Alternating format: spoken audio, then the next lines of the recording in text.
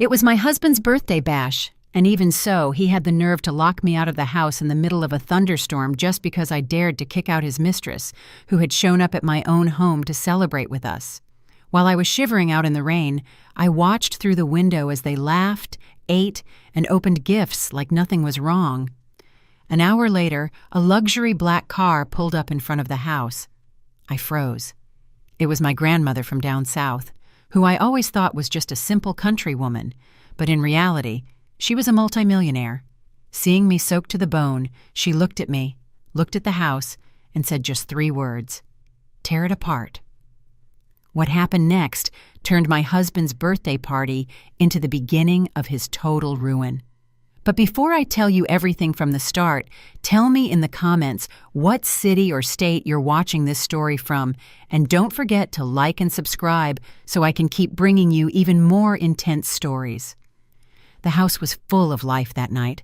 The massive crystal chandelier in the main foyer bathed everything in a warm light that reflected off the walls decorated with flowers and balloons.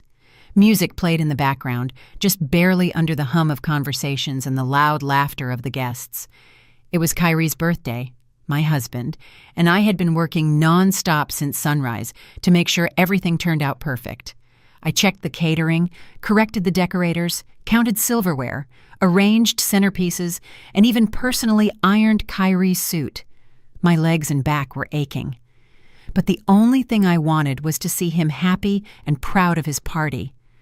I thought maybe tonight he would actually remember that I was still his wife. While I was carrying a tray of drinks, I stood in a corner observing him. Kyrie was surrounded by colleagues and business partners, laughing loudly, gesturing as if he owned the world. He looked sharp in his expensive suit, the designer watch gleaming on his wrist, a glass of wine in his hand. However, there was something that pierced right through my heart. At no point did he introduce me as his wife. I moved among the guests with the tray held high like just another server. When I approached to offer him a glass of water, he barely tilted his head in thanks, without even looking me in the eyes. That man, for whom I had given everything, didn't even seem to recognize me as the lady of the house. To most of the people present, I was just part of the help. I tried to convince myself I was exaggerating, that he was simply busy attending to his important contacts. I smiled as best as I could at his partners' wives, who looked me up and down with a certain disdain when they saw my simple shoes, my modest dress, and my perfectly pressed head wrap. While they showed off designer gowns, sky-high heels, and loud jewelry, I wore the best I had, something discreet, because Kyrie never gave me much money for personal expenses. He said it was to teach me to be thrifty. Inside, my pride was burning, but I swallowed it all. I kept telling myself this was Kyrie's night and I shouldn't ruin it. Suddenly, the guests' gazes started drifting toward the entrance. The conversations died down little by little, replaced by murmurs of admiration. I turned my head and saw a woman enter who looked like she had just stepped off a red carpet. It was Vianne. She was wearing a tight, sparkling party dress that hugged every curve of her body. Her makeup was flawless, her hair styled in soft waves cascading over her shoulders. She walked with a confidence that filled the room, as if she knew every eye belonged to her. But what really hurt me was looking at Kyrie in that moment. As soon as he saw her, his face lit up much more than when he had seen me that same morning. Kyrie left his conversation with his partners mid-sentence and walked toward her with quick steps, smiling from ear to ear. "Vianne, what a surprise," he said, with almost childish excitement. She clung to his arm, pressing her body against his, without a shred of shame in front of everyone. Nobody seemed scandalized that she was hugging a married man like that, let alone the owner of the house. I stood rooted to the spot with the tray trembling in my hands. I felt my blood run cold. As if that wasn't enough, Mama Eudora, my mother-in-law, appeared. She had always been hard on me, critical. She never had a kind word. But seeing Vianne, she transformed. She hugged her as if she were a daughter she hadn't seen in years. She showered her with kisses and smiles. "Well, look who is here," Mama Eudora exclaimed, almost singing. "You look gorgeous, baby girl. Come, I'm going to introduce you to everyone." She took Vianne by the arm and led her to the center of the living room, introducing her to the important guests. She spoke wonders of her career, her style, her supposed good family background. She treated her, right in my face, like the ideal daughter-in-law she had always wanted. I listened to those words, feeling my world crumble, bit by bit. I was Kyrie's lawful wife, the one who had taken care of Mama Eudora when she was sick, the one who cooked, cleaned, washed, and ironed, the one who stood by his side when Kyrie was still counting pennies to pay rent on a tiny room. And yet, that night in my own house, I was invisible while my husband's mistress was treated like a queen. My heart started beating so fast I could hear it in my ears. I gripped the tray so hard my knuckles turned white. I bit my lips until I almost drew blood. I tried to breathe deep, to tell myself there was an explanation, that maybe Kyrie had simply invited Vianne as a work colleague. But the way he looked at her, the way she leaned on his arm, the giggles they shared, left no room for doubt. I realized if I stayed still for one more minute, I was going to fall apart right there. So, without planning it too much, I set the tray down on a nearby table with a sharp thud that made the glass rattle, and I walked toward them with my legs slightly shaking. I planted myself in front of Kyrie and Vianne. He was leaning toward her, listening to something she was whispering in his ear, laughing as if she were the center of the universe. I looked him in the eyes, holding back tears with all my strength. "Kyrie," I said, my voice a bit cracked but firm. "What is the meaning of all this? Why is this woman here, behaving as if she were the lady of the house?" Several guests turned toward us. The silence began to spread. Kyrie wiped the smile off his face instantly and shot me a cold look.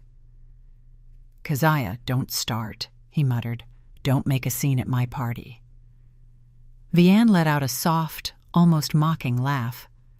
"I just came to celebrate the birthday of the man I love," she added in a sweet voice. "Don't be so uptight and jealous, Keziah. You're ruining the vibe." Her words went through me like a knife. The rage and humiliation mixed with the pain. I felt the blood rushing to my face. Then I pointed to the front door. "This is my house," I said loudly so everyone could hear me. "And he is my lawful husband. I am asking you to leave right now, Vianne. You are not welcome here." The room went silent. Some guests held their breath. The music was still playing, but in a second someone turned it off. The clinking of a couple of glasses stopped abruptly. Mama Eudora reacted instantly and stepped between us. "What a lack of respect!" she yelled. "How dare you kick out an important guest? Vianne has much more class than you, and she fits better in this atmosphere. You are just making a fool of yourself." Every word of hers was like a slap in the face in front of everyone. I looked at her in disbelief. "I am your daughter-in-law," I wanted to tell her. "The one who nursed you in the hospital, the one who drove you to your medical appointments." But Kyrie grabbed my wrist tightly before I could respond. His face was lit up with fury. "That's enough, Keziah," he whispered through gritted teeth, squeezing so hard he hurt me. "You are ruining my birthday. You only know how to create problems." I tried to break free. "I'm only defending my dignity as a wife," I managed to reply. He didn't want to listen. He started dragging me out of the living room in front of everyone as if I were a spoiled child. I felt the stares, the whispers, a malicious smile here and there. Nobody came to help me. Vianne and Mama Eudora watched us with an expression of triumph painted on their faces. Kyrie walked fast, and I almost tripped trying to keep up with his pace. We crossed the foyer and reached the main door. Outside, the sky was black, heavy with clouds. The distant roar of thunder and the intense drumming of rain on the pavement could be heard. Kyrie threw the door open. The cold wind and water hit our faces like a bucket of ice. "If you can't accept Vianne," he shouted over the roar of the storm, "then you have no place in this house. I want her here. If she goes, I go too." "Kyrie, please," I managed to say. He cut me off. "Take this as your choice." Without another word, he shoved me outside roughly. I lost my balance and almost fell to my knees on the flooded porch. Before I could compose myself, he slammed the door shut. A second later, I heard the metallic sound of the deadbolt turning. That combination of noises, the slam of the wood and the click of the key, sounded to me like the final closing of a chapter of my life. I stood motionless for a moment with my back to the door, feeling the rain infiltrating every seam of my clothes. My dress stuck to my body, my head wrap got soaked, and water started dripping down my neck. I was so cold my teeth were chattering. I turned around again and started pounding on the door with my fists. "Kyrie! Kyrie, open up!" I screamed with all my might. I knocked again and again, but nobody answered. The sound of the music started playing faintly from the other side, as if the party had resumed. The rain intensified. The water ran down my face, mixing with my tears, blinding me. My fingers hurt from knocking so much. Finally, I let them drop to my sides. I took a few stumbling steps and went around the house until I reached the large living room window. The glass was covered in raindrops, but I could see enough. Inside, the party had continued. Kyrie, with his hair perfectly combed and his shirt dry, was standing next to Vianne, in front of a massive multi-tiered cake. He was smiling broadly while they both held the knife together to cut the first slice. Mama Eudora was clapping beside them, proud as if she were witnessing a wedding. The guests, comfortable and well-fed, celebrated, laughed, raised their glasses, and ate the food I had ordered that very day. I rested the palm of my freezing hand on the cold glass. For a moment, I wanted to hit it with all my strength, break it, burst into the living room, and scream at them that I was the lawful wife, that house was mine too, that I was dying of cold outside while they toasted. But my strength was fading, my lips were turning purple, my legs numb.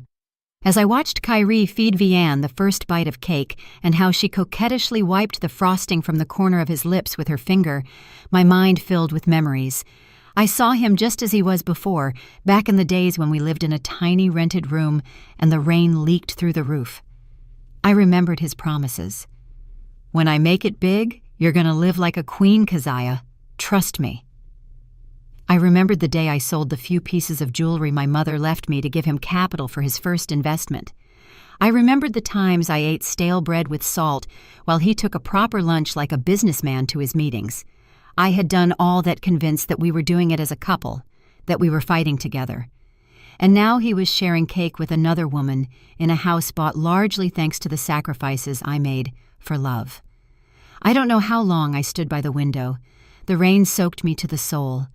Every second became heavier, as if the clock had stopped. The cold wasn't just discomfort anymore. It was a deep ache in my bones. Finally, my legs stopped holding me up. I let myself fall onto the patio floor on the flooded pavement. The water rose up the hem of my dress, surrounded me, froze me. Shaking uncontrollably, I hugged my own shoulders. My breathing became jagged, as if the air had decided to abandon me. I closed my eyes, and between gasps, I prayed in silence. God, if tonight is my last night, don't let all this pain go without justice. Let them see what they have done. I felt sleep pulling me toward a dark well. Suddenly, an intense light filtered through my eyelids. It wasn't lightning.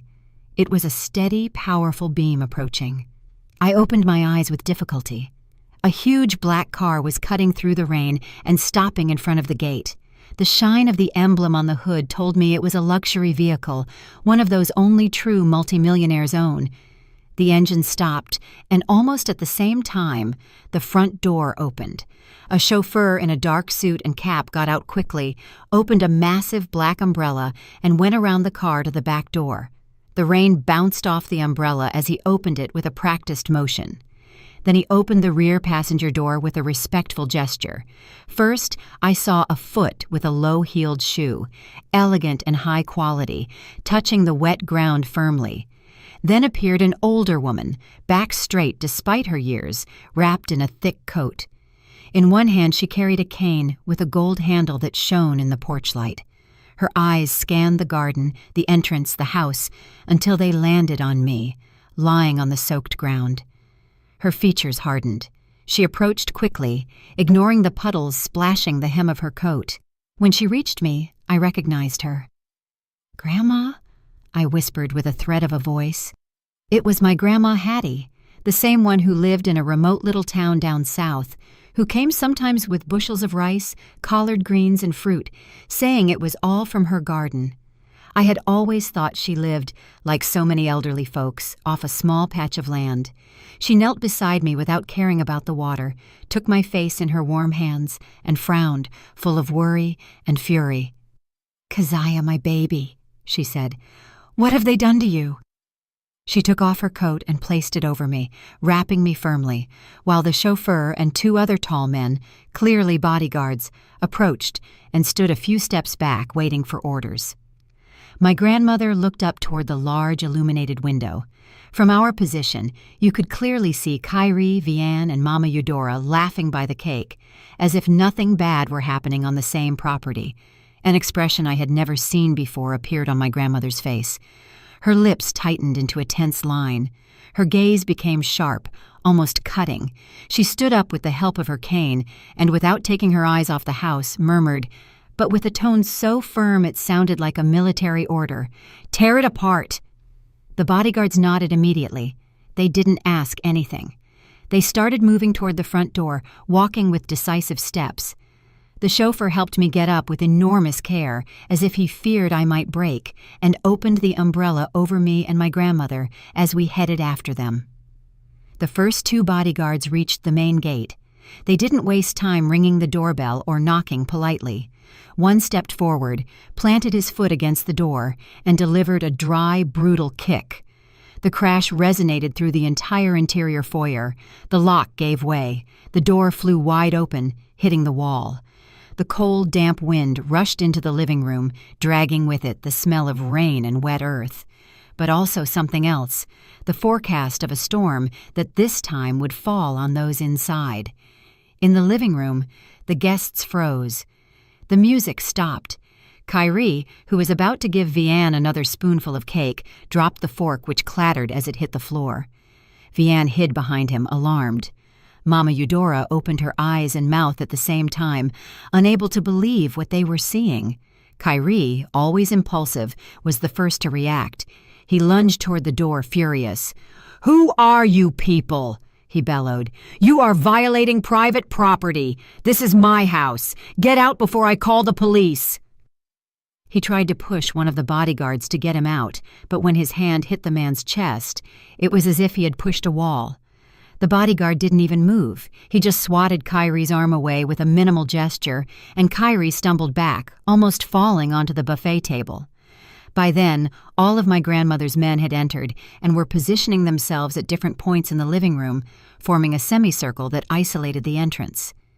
The guests, with glasses still in hand, didn't know what to do.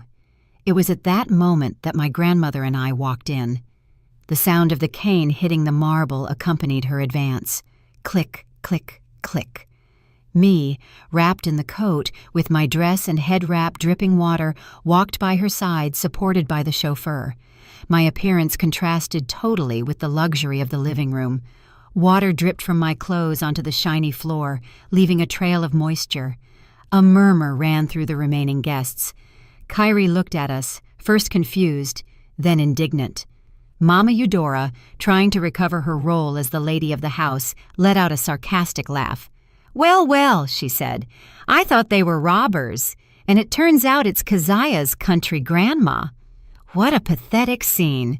Vianne relaxed a bit hearing that, and allowed herself to smile with superiority. "Came to beg for food, did you?" Mama Eudora added with contempt. "This is a private party." My grandmother didn't answer immediately.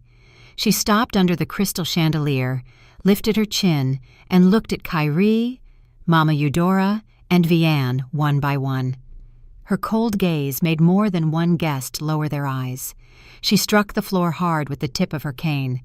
"I haven't come to ask for anything," she said in a tone that silenced even the boldest. "I have come to take back what 3 ungrateful people should never have enjoyed." Kyrie crossed his arms. "What are you talking about?" he scoffed. "This house is mine. Keziah, get your grandma out of here. She's gone senile. If you don't leave, I'm going to have the community security drag you out. It disgusts me to see the floor stained by the water you're tracking in." One of the bodyguards took a step toward Kyrie, ready to silence him by force, but my grandmother raised her hand. She didn't say, "I'll handle it." She turned to me, adjusted my head wrap with infinite tenderness, and whispered, "Watch closely, baby. Tonight you're going to see how life returns everything they did to you." Then, without taking her eyes off Kyrie, she made a barely perceptible gesture with her head toward her head of security. That was enough. The bodyguards dispersed in silence.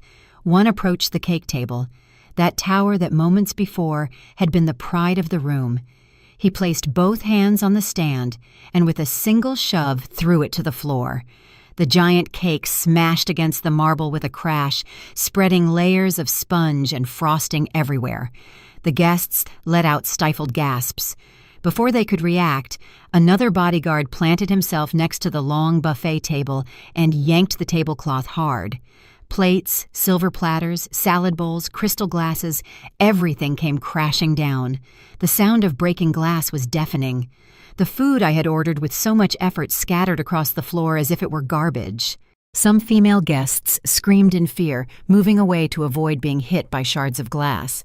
A third bodyguard pulled at the structure of balloons and flowers, which fell over several chairs. Another in the back kicked a huge portrait Kyrie had commissioned of himself and Vianne. The frame broke, the glass shattered.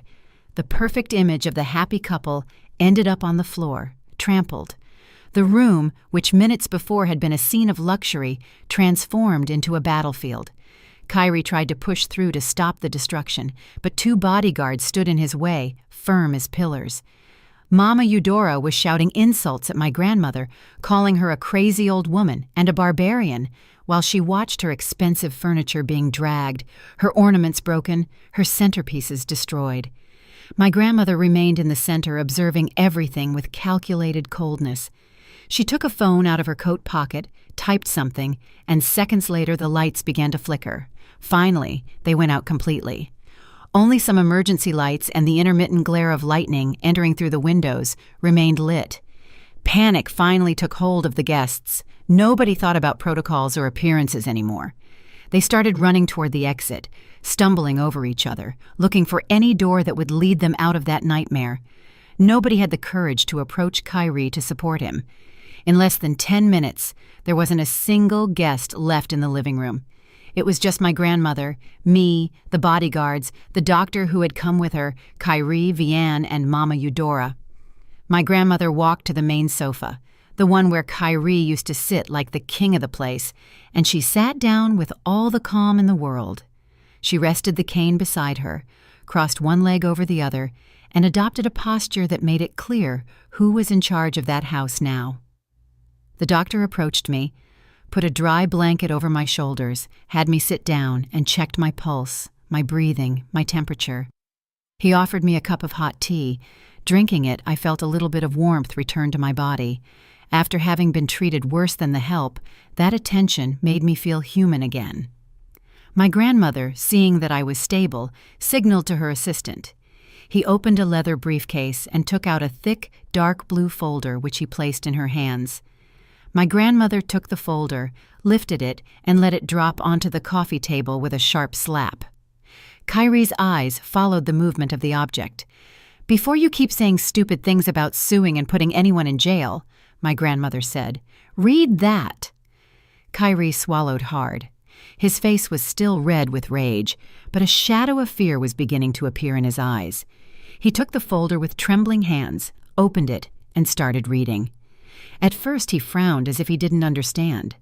As he turned the pages, the color drained from his face until he was left pale as paper. Cold sweat slid down his temple.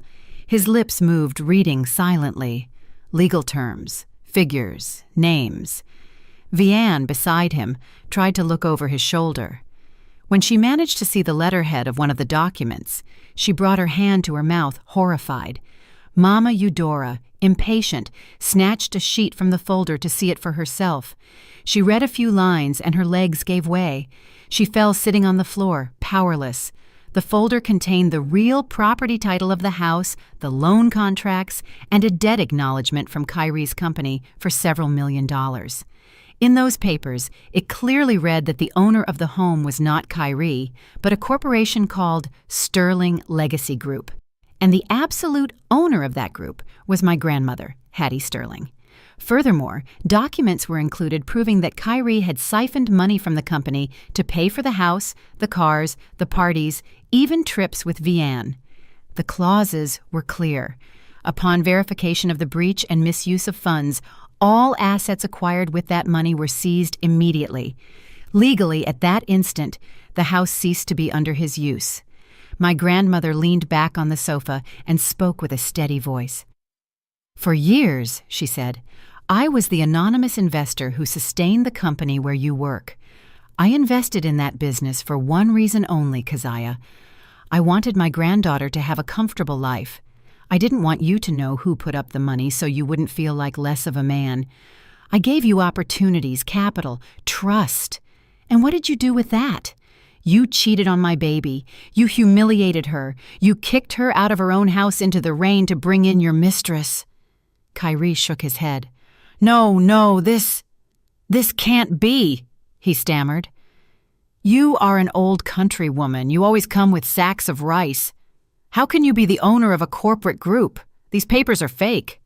I invite you to go to the notary tomorrow, to the public registry, to the bank that appears there," my grandmother replied. "They will tell you the same thing. And if you prefer, I'll introduce you to my lawyer, who also happened to be your boss on the board of directors." Mama Eudora, still on the floor, crawled toward the sofa. "Miss Hattie, please," she moaned. "This is all a misunderstanding. I never wanted to hurt Keziah. I just thought Vianne could help our son rise higher in life. I didn't know who you were. Please, don't take the house from us. We are family." She clung to the edge of the sofa, trying to touch my grandmother's skirt, but one of the bodyguards stepped in and moved her aside gently, but without allowing contact. The scene was pitiful. The same woman who had humiliated me hours before was now crawling, willing to say anything just to keep her comfort. Vianne, meanwhile, started backing away slowly toward a side door, clutching her purse against her body. My grandmother saw her and lifted her chin slightly. The head of security moved fast, stood in front of Vianne, and held out his hand. "The purse," he ordered. Vianne clutched it tighter. "It's mine," she replied nervously.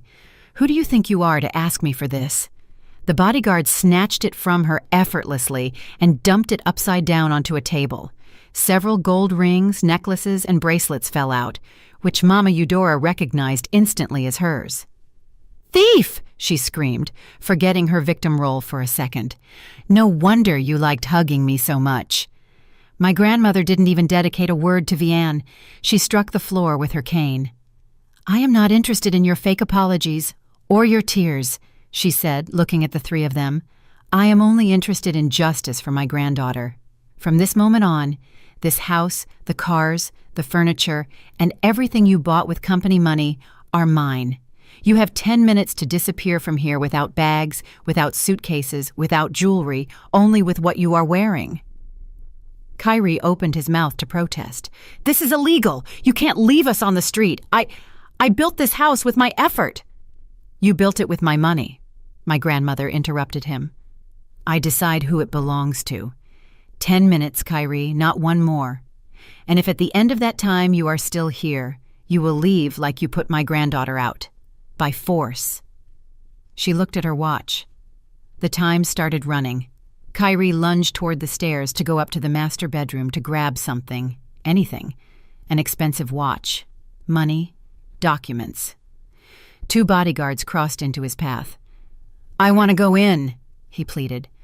"I just need my wallet and my phone." "Madam's orders," one replied without moving. "Nobody enters any room. Everything is seized." Kyrie changed targets. He ran toward the table where the keys to his sports car were, but a bodyguard beat him to it, took them, and pocketed them. Meanwhile, Mama Eudora crawled toward me. She tried to take my hand. "Keziah, baby, you are a good woman," she cried. "Tell your grandma not to do this to us. We are your family. How are you going to allow your husband and your mother-in-law to sleep on the street?" She looked at me desperately, expecting to see the same submissive woman as always. I pulled my hand away. "A family doesn't kick their daughter out into the rain to defend a stranger," I replied with a calm voice. "A family doesn't make fun of her pain or call her an embarrassment in front of everyone. Today, you are just tasting a little bit of what you did to me." She wanted to speak, but the words got stuck in her throat. The 10 minutes ran out. My grandmother raised the cane and struck the floor. The bodyguards activated. They formed a cordon around Kyrie, Mama Eudora, and Vianne, and started pushing them toward the exit. They resisted, cried, screamed, tried to grab onto the furniture, the walls, the door frames. It was no use. They were taken to the threshold and shoved onto the porch, which was still flooded by rain. The wind whipped their faces. Their expensive clothes stuck to their bodies. The door slammed shut behind them, and the deadbolt sounded clearly. It was exactly the same sound I had heard when Kyrie kicked me out. Only now we were reversed. Me inside, dry and safe. Them outside, soaked. My grandmother turned to the house staff, who had kept apart out of fear of Kyrie and Mama Eudora. "I want you to clean all this up," she ordered, "and gather all the personal things of those three, clothes, photos, papers, memories. Whatever is worth donating gets donated. Whatever isn't gets destroyed. I don't want traces of them in this house." I looked out the window. Outside, Kyrie was pounding on the door with his fists, screaming, but his voice was lost in the roar of the storm. Mama Eudora was wailing loudly, sobbing Kyrie's name as if he were a child who had a toy taken away. Vianne was looking toward the street, calculating her next move. Inside me, there was no trace of compassion left, just a feeling of sad calm. Finally, life was teaching them what it was like to be on the other side. The rain kept falling on them without mercy. In a matter of minutes, their elegant clothes were as soaked as mine had been. Their hairstyles were ruined. Vianne's makeup melted, leaving dark streaks down her cheeks. The house, which had always been lit up like a display case, turned off several exterior lights on my grandmother's order. The street in front of the mansion was left semi-dark, barely lit by distant street lamps. The guests' cars had already disappeared. None had stayed to offer help. Just like that, it was known instantly that friendships built on money and prestige disappear at the first clap of thunder. Kyrie hugged himself, jaw tight, pride wounded to the bone. He was soaked, without car keys, without a house, and with no idea what to do. Mama Eudora started complaining with her shrill voice between sobs and coughs. "This is all your fault, Kyrie," she accused him. "How did you not realize who that old woman was? How did you allow the company to depend on her? Look where you have us now, under the rain like bums." Kyrie, exhausted and overwhelmed, snapped. "Shut up, Mama," he yelled. "If you hadn't meddled in everything, if you hadn't supported bringing Vianne to the house, none of this would have happened." The argument escalated. Vianne, standing at a certain distance, looked at them with a mixture of rage and contempt. Her dress stuck to her body, her heels sinking into the mud. She didn't shed tears, only gritted her teeth. "You know what?" she exclaimed finally. "I am not going to stay here freezing with you two. I wasn't born to be poor." At that moment, a taxi drove slowly down the street. Vianne ran toward the gate, waving desperately. The taxi stopped. Kyrie tried to approach. "Vianne, wait. Let's go together. We can start from scratch somewhere else." "With you?" She let out a bitter laugh. "To do what? To live in a shack and eat scraps? No thanks. I already wasted enough time with you." She took a step toward the taxi.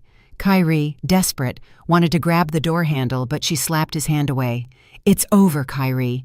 The only thing that interested me about you stayed in there." She pointed to the house. "I'm not going to carry a loser."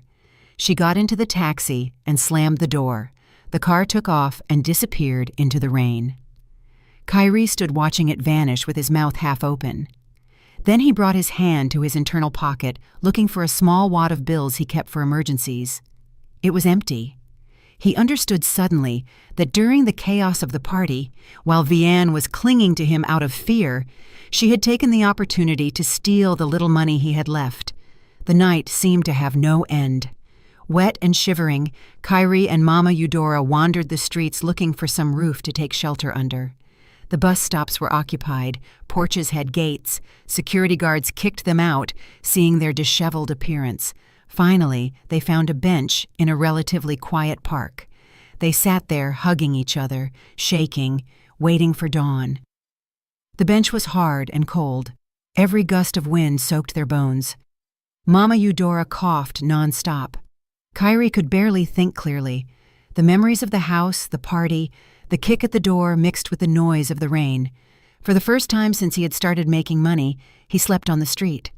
When dawn began to lighten the sky, the sun's rays hit Kyrie full in the face and forced him to open his eyes. His whole body hurt. Beside him, Mama Eudora slept curled up using her empty purse as a pillow. Her face looked dull, very different from the secure and haughty woman she had been. Kyrie woke her up carefully. "Mama, let's go. We have to do something. I'm sure this is all a misunderstanding. I'm going to go to the office. I'll talk to the higher-ups. Surely they don't know what that old woman has done. I'm still a director. They owe me money. We can fix it." That hope kept him standing. With the same wrinkled and damp clothes from the night before, he helped his mother up. They started walking toward the financial district where the company building was. The journey was torture. They walked under the sun that was starting to heat up with empty stomachs. People looked at them with curiosity and even disdain. Their wrinkled, dirty party clothes and their haggard faces contrasted with the impeccable suits of the office workers.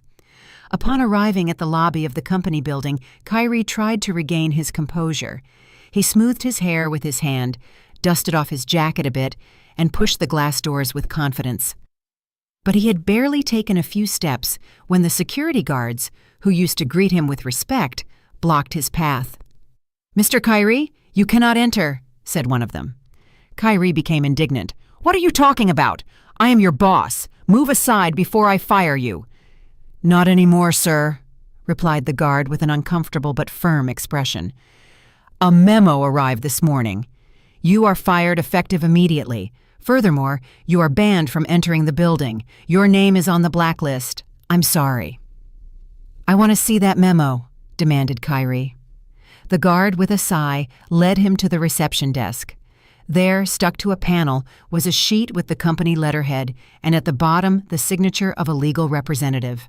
The text clearly stated that Kyrie was dismissed for violating the code of ethics, for misuse of funds, and for damages to the company's reputation. It also specified that they would proceed with the seizure of all his assets to cover the losses. There was even a photo of him next to the indication, "Person not authorized to enter."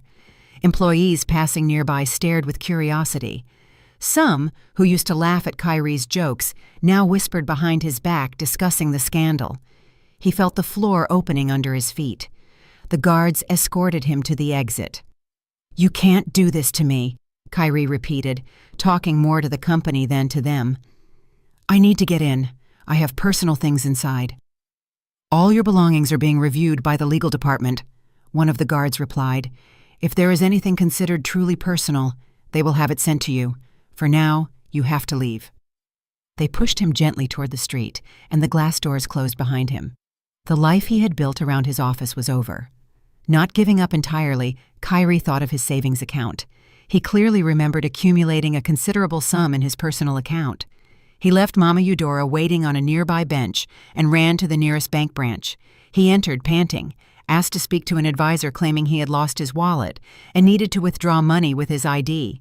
A kind employee attended him, took his details, entered the information into the computer, and as she read the screen, her face turned serious.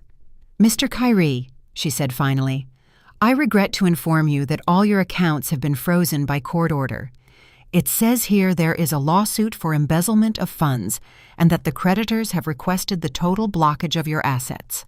Until the process is resolved, you cannot withdraw a single cent." "That is impossible," Kyrie stammered. "That money is mine." "I'm sorry," repeated the employee. "I can't do anything." He left the bank stumbling, his head spinning. The last hope of having some money had vanished. He returned to the park bench where his mother was waiting. She looked at him with eyes full of expectation, voice hoarse from cold and crying. "Well, did you bring money? Let's go eat." Kyrie shook his head. The words wouldn't come out. Mama Eudora brought her hands to her face and began to cry again, this time with the deep cry of someone who feels the ground disappearing. Hunger started biting at their stomachs. Kyrie checked his jacket, rummaged in a secret inner pocket where he used to keep a few reserve bills. He found nothing. He remembered then Vianne's contact at the party, how she stuck to him, how she hugged him. He understood she had also taken that money. He let out a curse, but it was of little use. Finally, with the little they had left in coins, they bought a loaf of bread to share. It was all they could afford that day. Later, desperate to get some cash, Kyrie sold his most expensive suit at a flea market. The buyer gave him a ridiculous fraction of what it was worth. Even so, that money was enough to rent a miserable little room for a week in a humid alleyway and to buy a few portions of cheap food. The room was small, with walls full of damp stains, a tin roof, an old mattress on the floor, and a single bulb hanging from the ceiling. The smell of stale air mixed with the sewage outside. Mama Eudora covered her nose upon entering. "I can't live like this," she complained. "This is worse than a chicken coop." "It's what there is," replied Kyrie, exhausted. "Either this or the street. Keep your mouth shut and be grateful we at least have a roof." That first night they ate in silence, sharing a plate of rice with some cheap stew. Outside voices were heard, arguments from neighbors, someone's TV at full volume, mosquitoes buzzed in the darkness. Mama Eudora coughed more and more. Accessing doctors and medicine was now a luxury they couldn't afford. While they were falling, my life was taking a turn in the opposite direction. My grandmother took me to her main mansion, a spacious estate surrounded by green gardens far from the noise of the city center. There, for the first time in a long time, I woke up in a comfortable bed with clean and soft sheets, without having to get up early to prepare breakfasts or 1,000 special coffees for anyone. The house staff treated me with respect, calling me Ms. Kazia, offering help with laundry, with food, with everything. But my grandmother didn't want me to stay in the position of a protected child. "Money without character will make you vulnerable," she told me. "You are going to learn how to handle what is yours. And if anyone tries to step on you again, they won't have anywhere to attack."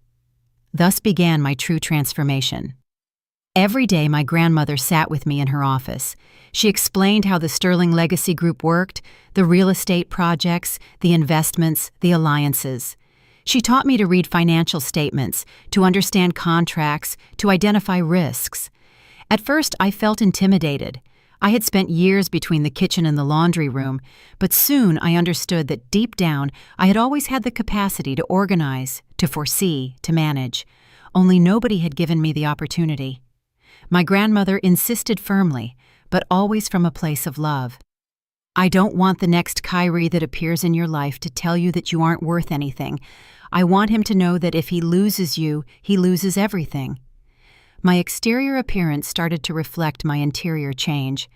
I left behind the worn-out clothes I had used for so many years and started dressing in elegant and understated outfits in line with my faith and my new role.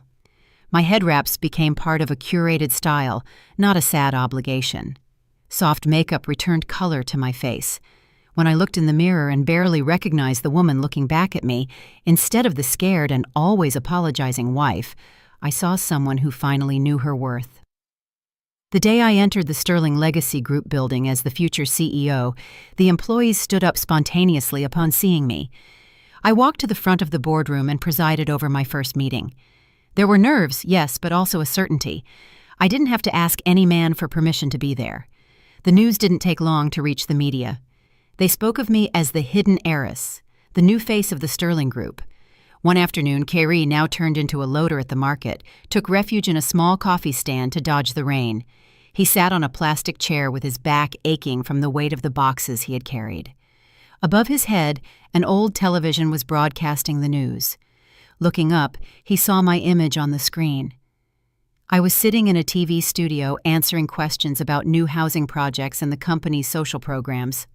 My voice sounded secure. My eyes shone. Kyrie stood transfixed, watching. It took him a few seconds to accept it was me. I looked like another person. He felt a knot in his throat. For the first time, regret pierced him beyond the issue of money. He understood he had thrown something infinitely valuable into the mud. Immediately his mind started looking for ways out. "Keziah has always been good," he told himself. "She always forgave me. Maybe if I beg her forgiveness on my knees, she will accept me again. She has a big heart. We could start over." The next day, he decided to play his last card. He used the little he had to pay for transport to the financial district and planted himself in front of the Sterling Legacy Group skyscraper. He entered the lobby that looked like marble and glass with his heart pounding in his chest. He approached the reception desk. "I want to see Ms. Keziah," he said, trying to sound confident. "I am her husband." The receptionist scanned him with her gaze. The worn clothes, the stubble of several days, the smell of sweat and the market. Feigning professional calm, she discreetly pressed a button to call security. Through the intercom, she said, "There is a disturbed man claiming to be the director's husband. He seems not to be in his right mind." Kyrie raised his voice. "Tell her to come down. Tell her Kyrie is here. She knows me. I'm her husband." Some employees passing by turned to see what was happening. Stifled giggles were heard. 3 security guards, different from those at his old company but just as firm, approached. "You have to leave, sir," said one. "I am not going to move until I see her," insisted Kyrie. "Tell her I am here." The guards didn't argue. Each grabbed him by an arm and led him toward the exit while he tried to break free, shouting my name. They removed him to the sidewalk and released him there in front of the building. At that moment, a luxury car stopped in front of the main entrance. A chauffeur opened the back door. I got out of the car with my work folder in hand, followed by my assistant. Kyrie, upon seeing me, felt an electric shock. "Keziah!" he screamed. "Keziah, it's me!" He tried to run toward me, but the guards blocked him before he got too close. I heard my name in the distance, and by reflex turned my head. Our eyes met for an instant. In his, I saw desperation, fear, nostalgia. In mine, there was no longer love nor hate, only an immense distance. I tilted my head barely, as if acknowledging the existence of an old acquaintance, and then turned toward the glass door. I entered the building and the automatic system closed the entrance behind me, separating our paths permanently. Kyrie remained on the sidewalk with his hands hanging at his sides while people walked around him without paying attention. Time marched on. In the little room in the alleyways, the air became heavier and heavier. The dampness worsened. Mold took over the walls. Mama Eudora weakened day by day. The cough became more violent and frequent. The prescribed medication cost more than they could pay. Kyrie, sitting by the half-open door, counted the few coins left in his palm. He knew they weren't enough for the month's rent. The landlord had already started pressuring them. He thought about the past, the expensive restaurants, the bottles of wine he opened just to show off, the bills he threw away on stupid bets.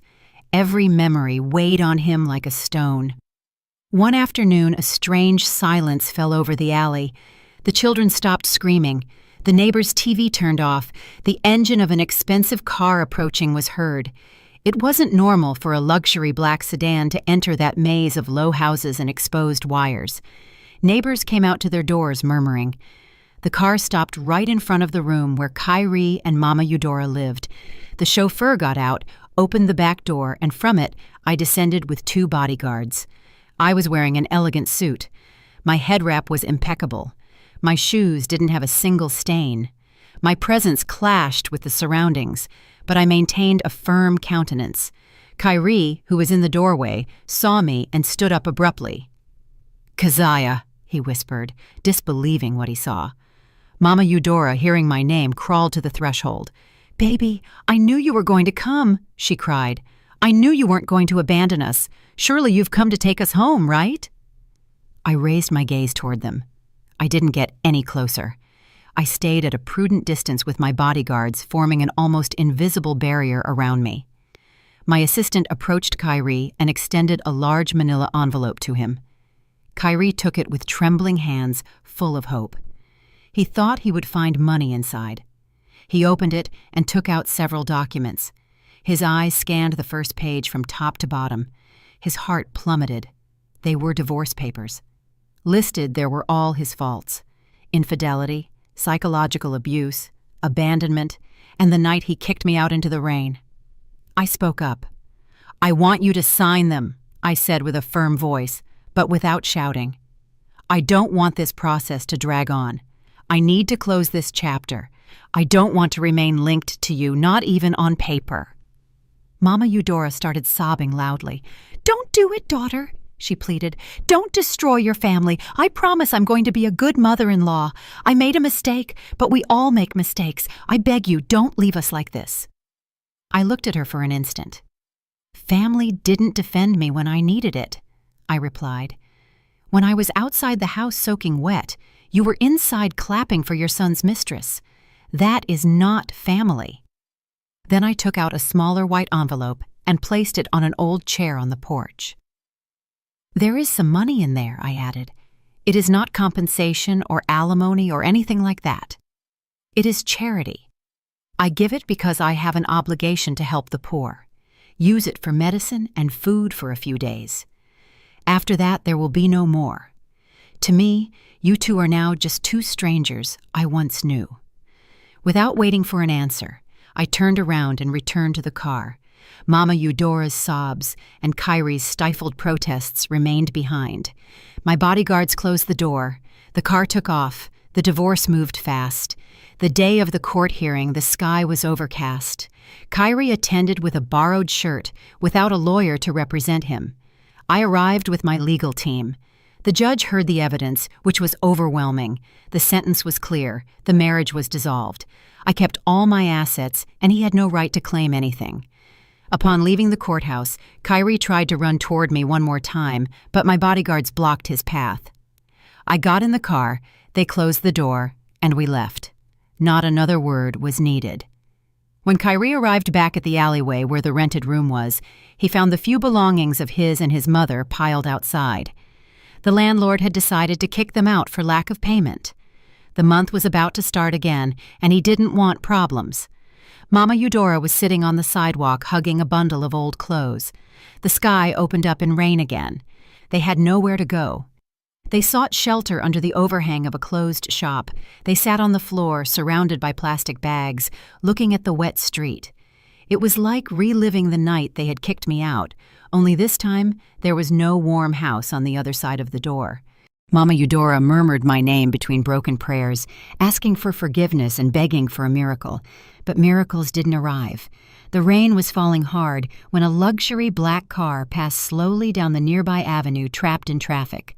It was my grandmother's Rolls-Royce. Kyrie recognized it immediately.